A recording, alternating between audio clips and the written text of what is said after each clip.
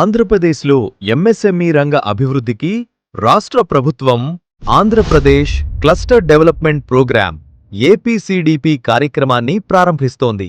MSME క్లస్టర్లలో ఆధునిక common facility centres సిఎఫ్సిలు ఏర్పాటు చేయటం ద్వారా చిన్న పరిశ్రమలకు అత్యాధునిక యంత్రాలురాలు మరియు అవసరమైన సదుపాయాలు అందుబాటులోకి రానున్నాయి.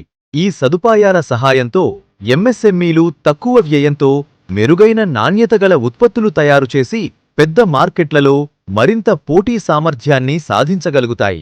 200 కోట్ల రూపాయల బడ్జెట్తో 45 ఎంఎస్ఎంఈ క్లస్టర్ల ఏర్పాటు చేపట్టనున్నారు.